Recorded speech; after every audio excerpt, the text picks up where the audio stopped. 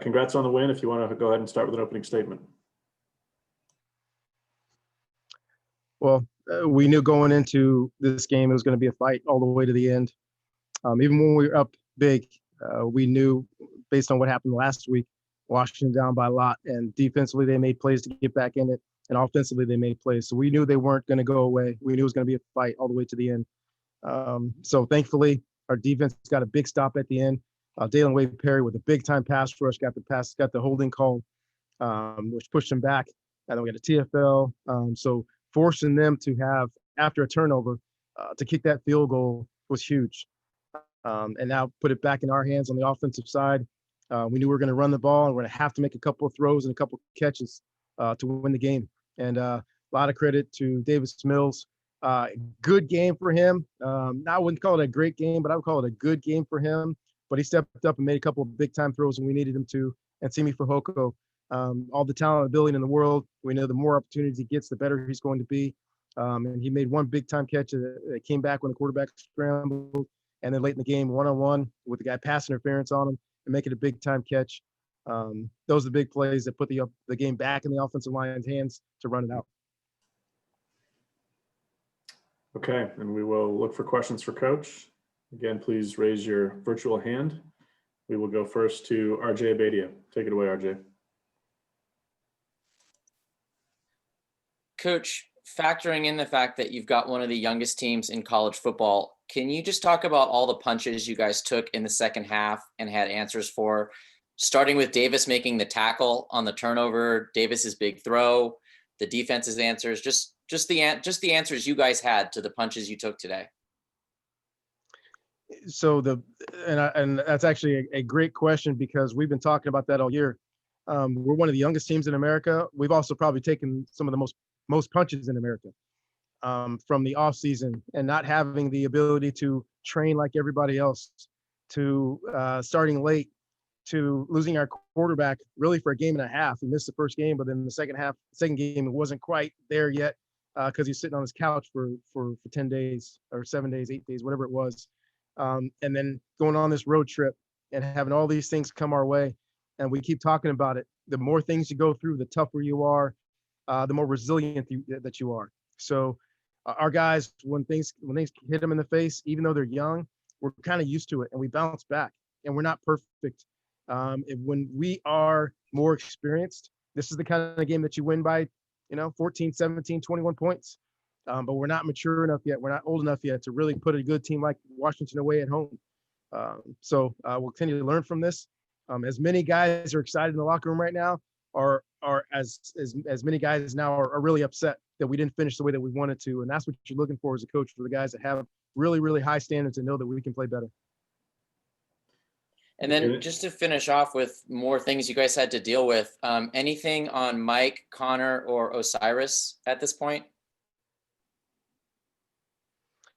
Osiris will not play the rest of the year. And it's not looking great for Mike and Connor right now. We'll double check to make sure, but those guys could be out for an extended period of time. Thank you. Again, if you're just joining us, we had some connectivity issues on site, but we can hear Coach okay, so we will continue. Let's go to Harold Gutman. Go ahead, Harold.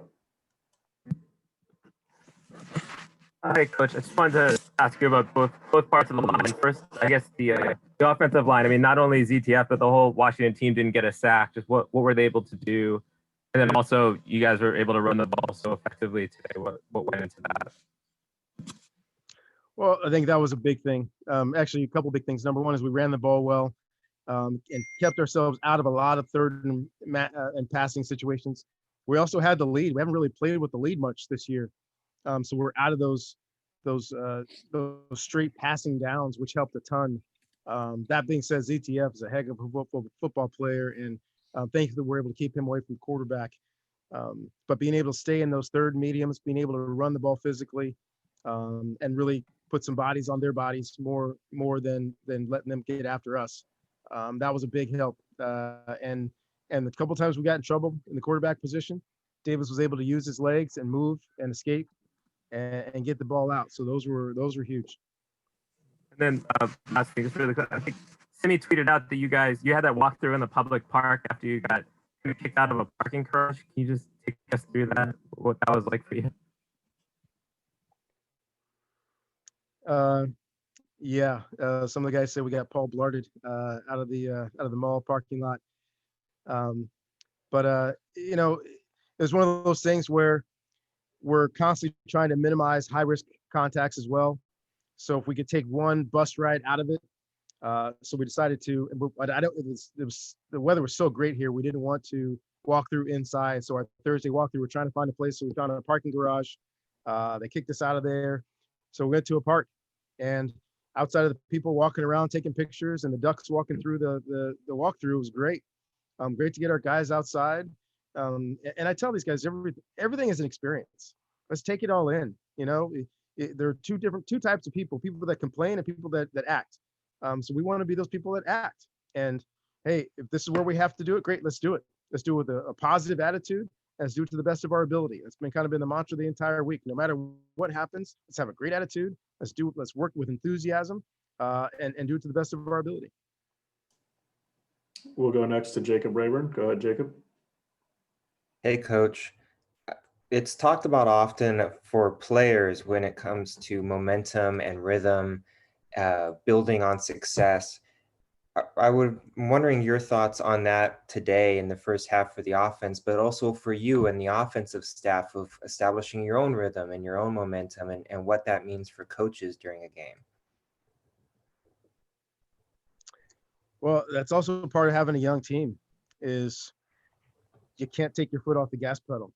And we had a big lead. We had a chance to extend the lead. We didn't.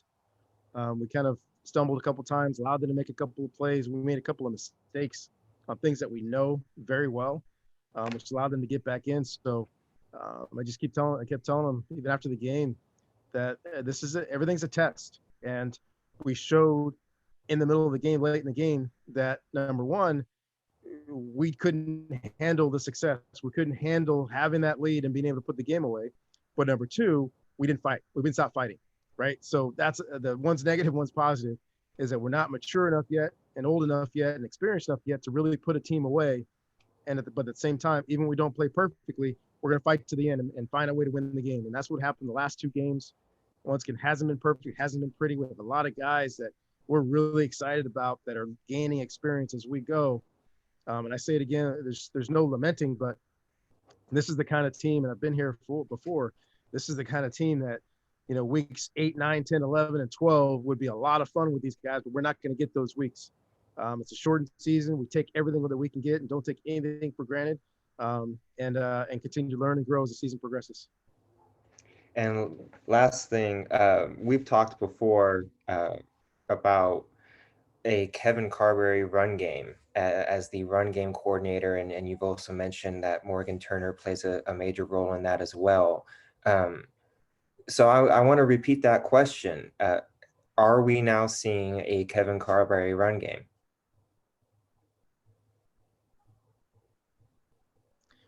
You broke up, Jacob. I think I got the gist of your question. You're really starting to see the guys come off the ball with confidence. Once again, they're still young, but they played a lot of football for sophomores. So we're able to make some in-game adjustments. We still made some errors that young guys make that drive you crazy as a coach. But all in all, you see the growth, you see the physical nature. You see guys running their feet on contact. You see holes get created. And the biggest thing you see guys getting moved. We're not getting a lot of stalemates, you know, especially late in the game. We're moving. That's what you want with your offensive line. I think last year we were hit and miss. Sometimes we just covered guys up. And I include Miles Hinton in this, who's just young, but I mean, he moved some people today. He got some people out of the way. But our guys up front are continuing to gain a lot of confidence and a lot of experience. Thanks, Coach. We've got time for a few more questions for Coach. Again, apologize for the connectivity issues on site. Troy Clardy, you are next. Let's go to Troy. Yeah, Coach, two things, and maybe kind of building on the success of the running game. Offensive line obviously did what it needed to do for the most part, but Houston Haimuli appeared to do quite well. What was your initial read on how he was able to do as a lead blocker out there today? Yeah, Houston wasn't completely healthy early on in the season, and has gotten healthy as the season has gone. And it's very rare that football coaches say, "Hey, let's get our fullback going."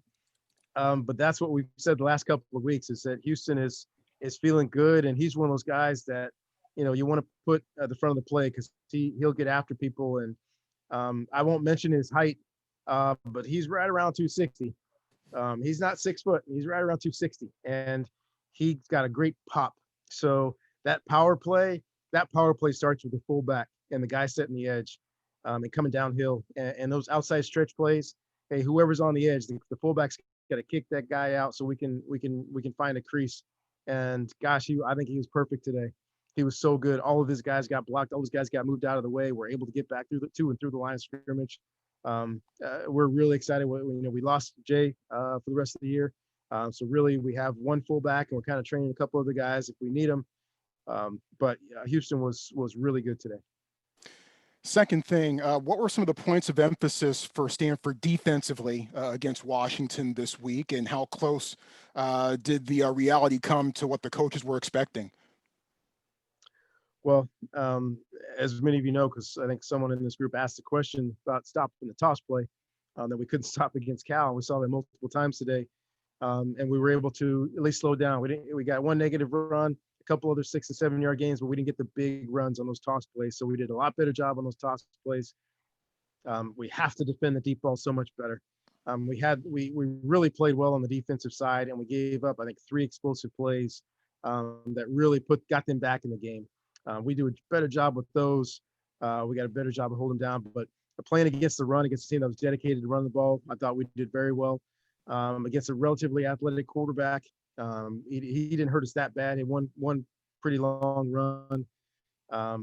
But the big thing for us was to really stop that toss play really tight to line of scrimmage physically, and make it hard on them running the ball, and make them throw it.